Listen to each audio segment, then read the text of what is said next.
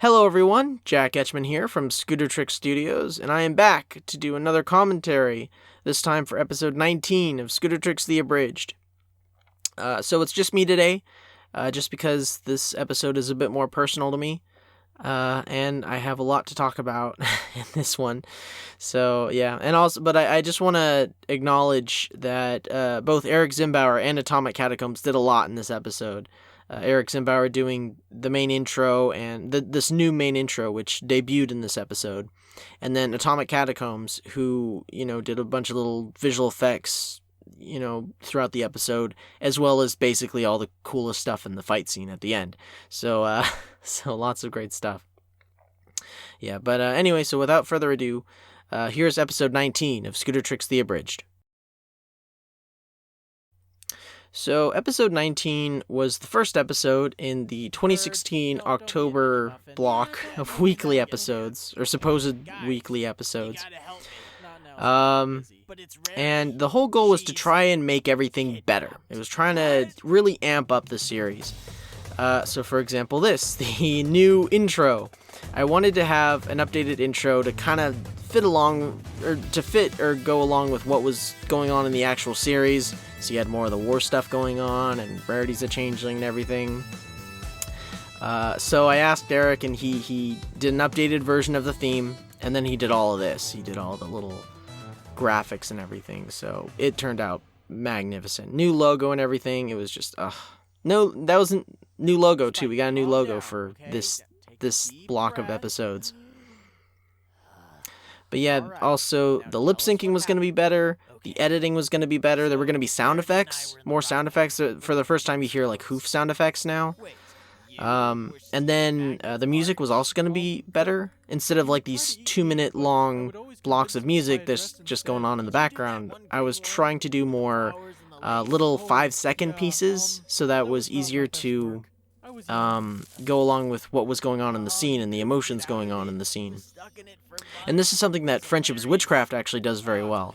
So I tried to kind of get inspiration from them. Hey, look up there. And then another thing that was amped up was every one of these episodes was going to follow the hero's journey. I was going to write these scripts through the hero's journey. Why? And before I really get into that, I just want to kind of talk about the scene a bit. From a pacing standpoint, it wasn't very good. And from a story standpoint, it was a bit long. It was too long. But I found from a series standpoint, I really kind of wanted it because you don't get many scenes with just Spike and Rarity. And as they both come from the Badlands, I really wanted to kind of explore how they felt about the war and what was going on. Because they have kind of a unique perspective, and I don't really get an opportunity like this. So I thought this would be the best time to do this kind of scene. Not really. I didn't exactly fit in there. And you get a bit of Spike's past there, which I hope to elaborate on. That's strange. Yeah, but anyway, so the hero's journey. So this episode, I think in its execution, it wasn't done very well. I think because it was I messed up Rarity's voice. I didn't follow the mannerisms. I hadn't listened to the episodes in a while, so I kind of messed that up. Also, it wasn't as funny as I thought it was going to be. So I think execution-wise, it just didn't work out. But from a screenwriting standpoint, oh my god, this is one of the best scripts I've ever written. It is just so good. It follows the hero's journey to a T. There are setups and payoffs everywhere. It's in the beginning of the thing, there's, Rarity says, "Oh, I used to be, people try to eat me a lot, but now, so she's used to this kind of thing. This little mind thing, this is the mentor part. It's her little subconscious, come on, you've done this before, you've dealt with people like this before. But the screenwriting is oh my god. And the best part about it was, this took me a day to write. Literally a day. I'm not joking. I was done by 4 o'clock, and I was finished with this absolutely beautiful script. And this never happens. It usually takes me 2 weeks to much later to write a script. So this was just a one-day thing. I was oh my god, this is a one-hit wonder. Don't know what I did. Never happened again, really. At least to a script of this length.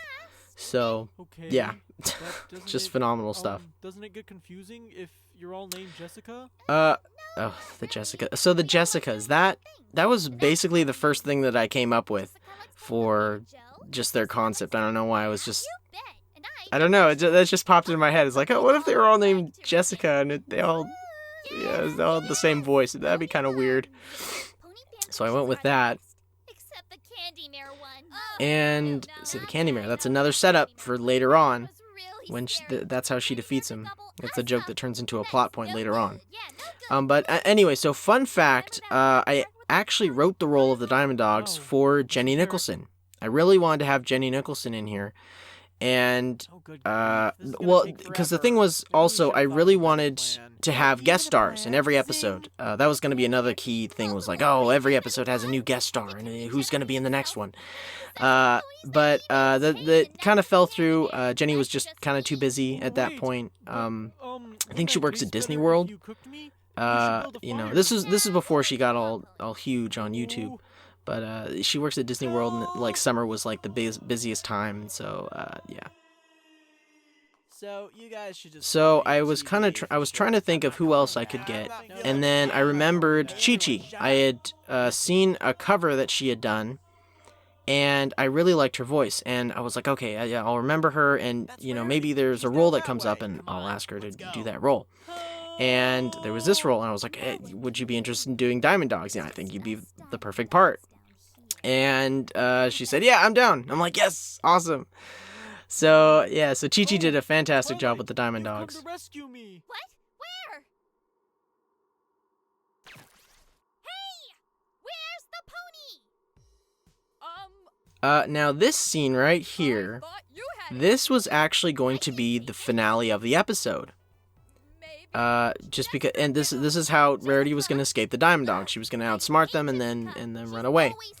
But thanks to the hero's journey, I found that, because I got my little book, the writer's journey, and I was looking at it and the points, and this only made sense as a midpoint. And I was like, oh, crap, what else can I do? I mean, I don't really have that much footage.